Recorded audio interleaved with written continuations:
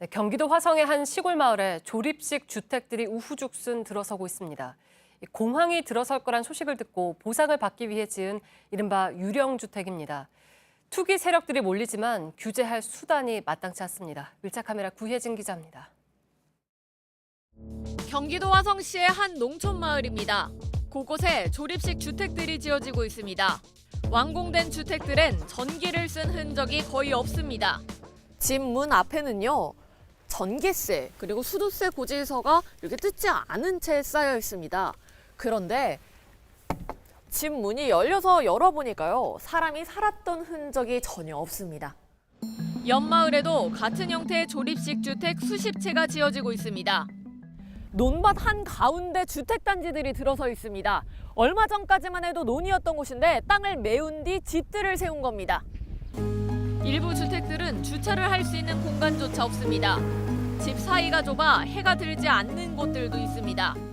이곳은 아직 공사가 끝나지 않는 듯 공사 자재들이 곳곳에 쌓여 있는데요. 집과 집 사이의 간격을 재보면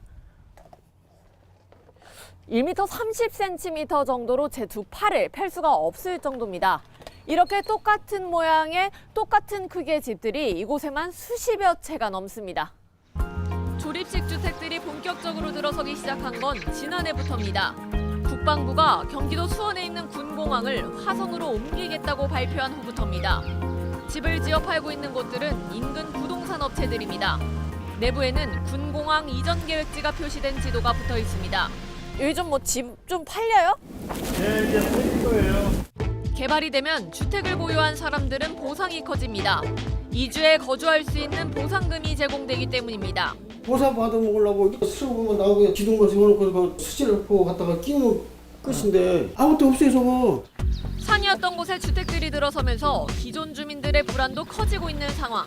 비가 오면은 옹벽 싼 데서 그냥 물이 막 숨어 내려와요. 많이 불안하지. 혹시 저거 헐어져가지고 거기서 잠을 해두지 않은 데서 무슨 피해가 오지 않나. 좁은 마을길을 공사용 트럭들이 다니면서 피해를 호소하는 주민도 있습니다. 25도초를 해갖고 그러니까 나는 회사도 못 다니고 아무것도 못했어요. 화성시는 군공항 건설을 반대하고 있는 상황. 실거주자가 아닐 경우 더 높은 세금을 매기겠다는 입장입니다. 주택이 아닌 별장으로 과세해 세금을 늘리겠다는 건데 실효성이 있을진 미지수입니다. 논밭들이 이어지는 경기도 용인의 한 시골 마을입니다.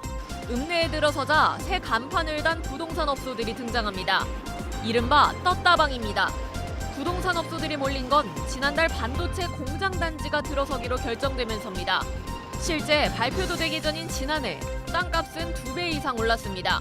부동산 업체만 한 20여 개 정도 생겼대요. 300만 원짜리가 500만 원짜리 되고 1000만 원 넘는 것도 있고 그러는 게 값진 것 같아요.